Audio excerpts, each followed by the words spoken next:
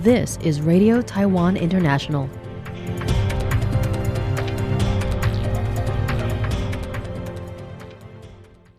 Welcome to the news on Radio Taiwan International.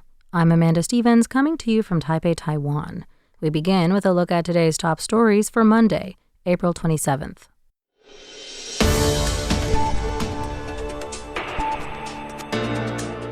President Lai Ching-te says Taiwan-Eswatini cooperation sets an example to the world. Taiwan identifies 20 cybersecurity vulnerabilities in first hunt exercise. And President Lai condemns political violence after reports of gunfire at the White House Correspondents' Dinner. But first, today's top story. President Lai Ching-te delivered a pre-recorded address at a banquet for important guests in Eswatini on Sunday. In his speech, he emphasized that Taiwan is a sovereign nation with the right to engage with the world, which no other countries have the right to stop. He said Taiwan will continue its fruitful cooperation with Eswatini and steadily deepen global engagement. Following the disruption of the president's travel plans to Eswatini last week, Foreign Minister Lin Zhaolong was named special envoy and sent in his stead. While Lin attended in person, President Lai spoke via video at a banquet for visiting dignitaries at Eswatini's International Convention Center. Lai said the event not only celebrates the Kingdom of Eswatini's many achievements, but also stands as a testament to its friendship with Taiwan. He called Eswatini a jewel of Africa due to its substantial progress, including increased civilian access to electricity, now up to 85%, which he credited to King Mswati III's 40 years of, quote, outstanding leadership, end quote. The president also noted the country's substantial economic growth, having grown 61-fold over the last 58 years to where it is today. He said that Taiwan and Eswatini's continued cooperation stands as an example to the world, saying, "The outcomes of our country's efforts to foster mutual prosperity have shown the world that sincere friendship and robust cooperation between nations can forge a brighter future for both peoples." Special Presidential Envoy Lin arrived in Eswatini early on Saturday, April 25th, local time. He later said via social media that his arrival demonstrates Taiwan's ability to overcome challenges and its determination to engage with the world. On his visit, he said he intends to promote the Taiwan Industrial Innovation Park and further plans to replicate Taiwan's successful results in other countries as part of the country's Taiwan Model and Prosperous Nation Plan. Eswatini is Taiwan's only diplomatic ally in Africa and has maintained relations with Taiwan for 58 years. Taiwan's National Institute of Cybersecurity said Monday that its first cybersecurity vulnerability hunting activity revealed 20 possible issues, including several critical and high-risk flaws. RTI's English field reporter James Thompson attended the press conference Monday afternoon for more details. Taiwan's National Institute of Cybersecurity has said that its first product cybersecurity vulnerability hunting activity identified 20 vulnerabilities, including 3 critical and 6 high-risk flaws. The initiative aimed to strengthen the competitiveness of Taiwan-made products and make them more trusted in international markets, the Institute said. Speaking at a news conference on Monday, April 27th, the Institute's Center of Assessment and Defense Chief Supervisor Liu Jianliang said that many of the detected vulnerabilities could be exploited through relatively basic issues such as weak passwords or default passwords. He told the media that all 20 detected vulnerabilities have now been patched. The activity was conducted under the guidance of the Digital Affairs Ministry's Administration for Cybersecurity, bringing together 11 Taiwanese companies and 179 local cybersecurity professionals. Some of those professionals were paid rewards totaling 539,000 new Taiwan dollars for identifying the security flaws, Liu indicated.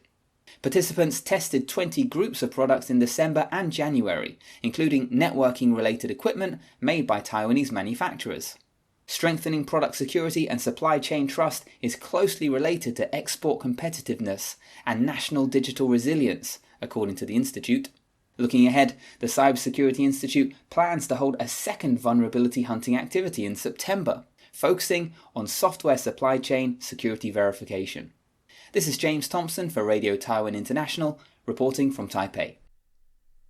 President Lai Ching-te strongly condemned any form of political violence in response to news of gunfire at the 2026 White House Correspondents' Dinner in Washington, D.C. Saturday night.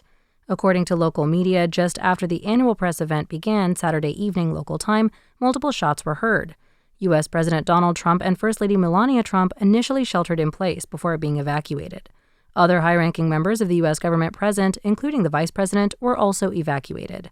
The suspect was quickly captured and is currently being investigated. No one was seriously wounded, and the event is expected to be rescheduled within the next 30 days. President Lai expressed shock and deep concern regarding the incident on social media on Sunday.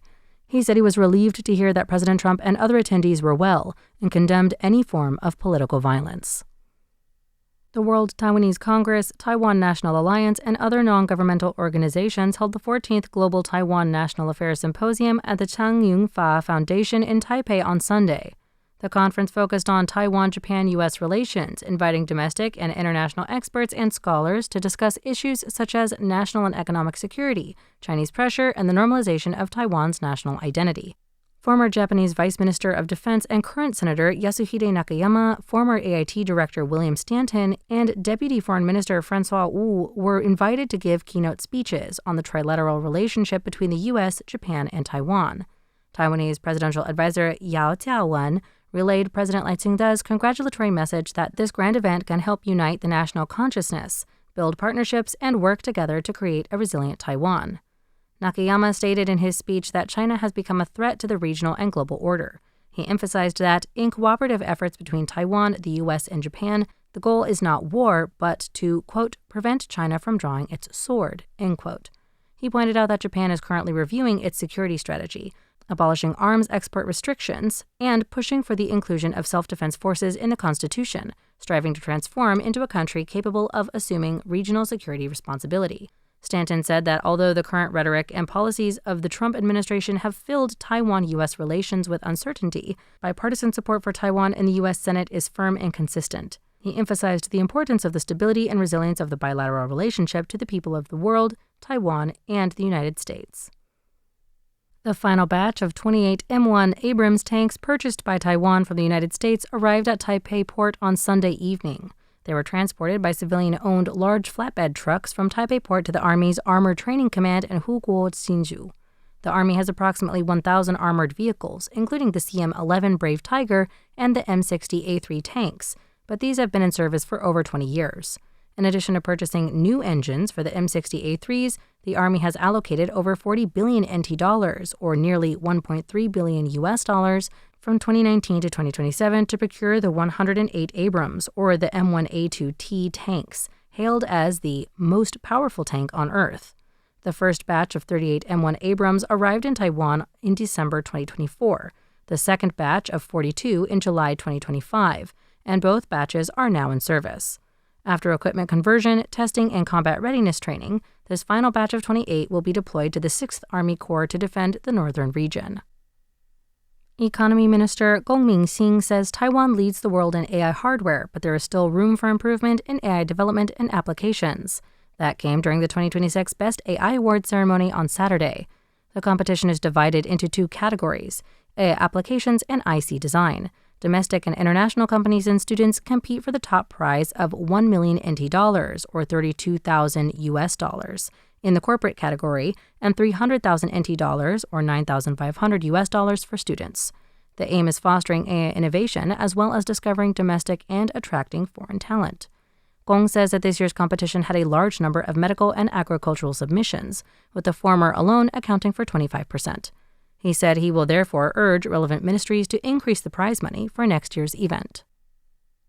Thanks for joining me for the news. I'm Amanda Stevens. Stay tuned for another 50 minutes of English language features, brought to you by Radio Taiwan International.